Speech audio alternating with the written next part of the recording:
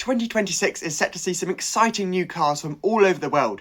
Let's dive into the top 5 that interested me the most. Rivian was founded as a small American startup back in 2009. It would take 12 years later though to actually release their first ever model, the R1T pickup. So far, Rivian hasn't had a full year of profitability yet, but its latest model, the R2, is hoping to turn this around. The R2 would rival the likes of the BMW iX3, the Audi Q6 e-tron, and upcoming DS No. 7 and Volvo EX60. Right from the get-go, I think we can comfortably say the R2 is the coolest looking car in its class. So many cars these days are over-designed, but Rivian has pulled off the simple boxy look with echoes of the original R1T and R1S. The interior also pulls off looking minimalist, yet also interesting at the same time, thanks to a slightly more diverse palette of materials than what you find in a Tesla Model Y, and haphazardly designed Audi Q6 e-tron. It's not all touchscreen centric though, as the steering wheel has a physical rotary dial for controlling the climate control, driving modes, and also the audio. The infotainment is also excellent with sharp graphics, intuitive menus, and no output delay. VW has recently invested $5.8 billion into Rivian in order to obtain the same software in their latest cars, indicating how good the software in this Rivian actually is. It's not all sparkling news though, because the range isn't great at around 300 miles. By comparison, the BMW iX3 is good for 500 miles, and the Volvo EX60 is good for 503 miles. On the plus side, the R2 is fast, with 656 horsepower and a 0 to 60 time of 3.6 seconds. Personally though, I would have preferred a slightly less powerful version of this car in order to boost the range. In the US, pricing is very reasonable, at $45,000 or the equivalent of £33,000. By the time it comes to the UK though, it'll probably be closer to £50,000. That is still £7,000 less than the BMW and the Volvo rivals, but slightly more than some lesser premium rivals like the DS No. 7 and the Tesla Model Y.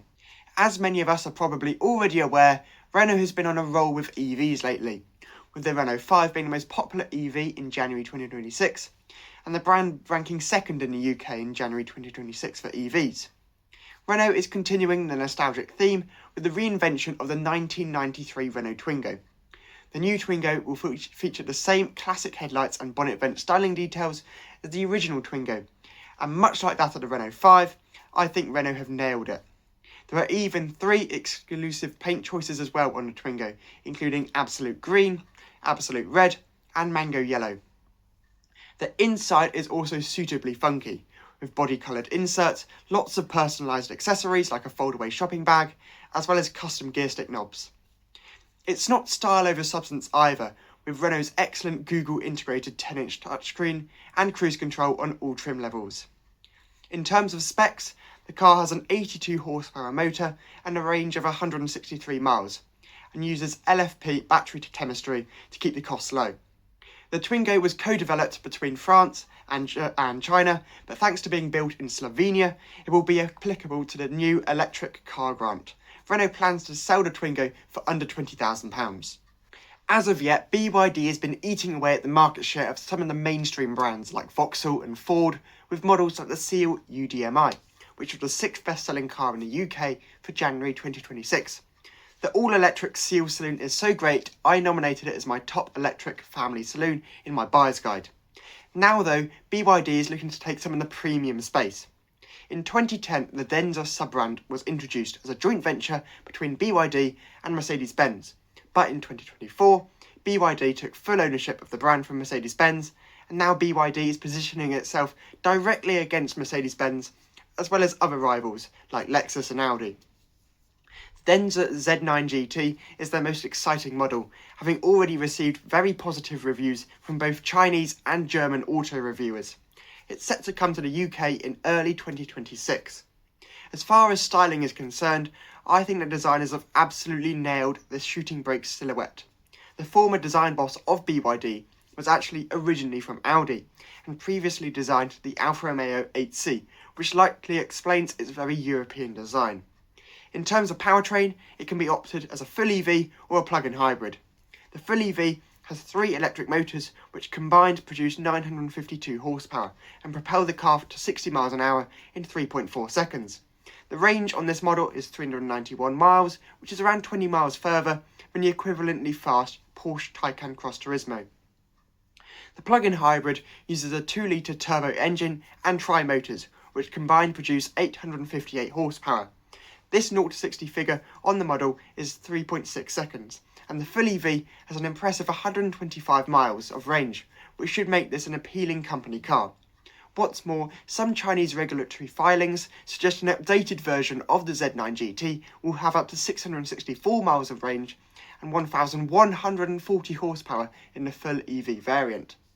As for the interior, the quality is far better than what you'd find in the equivalent Audi, and the car features some luxury features like dual chamber air suspension, double glazing, as well as a unique crab walk feature which can be used for tight London parking spaces, even if it does mean your tyres are probably going to wear out a bit quicker. As for pricing, it's around £40,000 in China, but expected to be quite a bit more expensive in the UK. The Polestar 5 will be the first car from the brand which isn't an SUV since the inception of the original Polestar 1. It will take on rivals like the Porsche Taycan and the Audi e-tron GT. I think they've nailed the front end design of this car, with the classic front headlights and shark-nosed menacing profile. The side and the rear are pretty generic, with nothing special going on though, and it is a shame that Polestar has decided to remove the rear window, much like they did with the Polestar 4. This means you will need to have a digital feed for the rear view mirror, which doesn't have the same depth perception. Much like all other Polestars, the interior is very minimalist, with few physical controls. As the Polestar 5 will be quite a bit pricier than the 3 and the 4 though, I think it would have been nicer to make it look a little bit more special. Nonetheless, the interior quality is excellent, and in terms of performance, the standard dual motor version has 737 horsepower, where the performance version has 871 horsepower.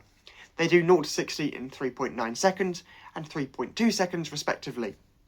The 106 kWh battery gives the car a range of 416 miles in the lower power version and 350 miles in the performance orientated version. One slightly negative point to bear in mind is practicality. It has 365 litres in the rear and a further 62 litres in the front luggage compartment. Plenty of room for a jetpack. And perhaps a reserve jetpack too. Which by small Super Mini standards is quite a bit less than the Renault Clio, which offers 391 litres. Tell me in the comments if you're more excited about the Denza Z9 GT or this new Polestar 5 though. Personally, I'm siding with the former. The upcoming electric Porsche Cayenne has some pretty bonkers specs on paper. In turbo spec, the car has 1,156 horsepower and 0-60 takes 2.5 seconds. The range is also respectable at 387 miles. That's only around 10 miles short of the base spec version with only 436 horsepower. That 2.5 second figure is the same as the blisteringly fast 911 Turbo S. To make sure that the Cayenne is also in check in the corners, active air suspension is standard on all models, while the turbo model has torque vectoring as well. All Cayennes get rear wheel steering for agility at high speeds and manoeuvrability at low speeds. Thanks to 390 kilowatt DC charging, the new Cayenne can do a 10 to 80% top up in just 16 minutes. And if you're charging at home, you can also wirelessly charge with an induction plate installed. It will be interesting to see the efficiency of this system, as from wireless phone charging experience, I am not convinced. On social media, a lot of people have complained about the new Cayenne interior, specifically the large central curved display. Personally though, I think this display is about as easy to use as a touchscreen can get, as Porsche have added a handy rest for inputting information on the bottom part of the touchscreen. I will admit, the passenger display is a bit excessive, as I'm sure passengers are going to end up using their phone anyway. The exterior design might be similar to the internal combustion engine Cayenne, but it's completely remodelled for maximum efficiency, with a drag coefficient of 0.25 CD, which is slightly lower than that of a Lotus Electra. The styling doesn't quite do it for me though. The Lotus Electra, and dare I say, the BMW XM, are better looking in my eyes. Please be kind to me in the comments though.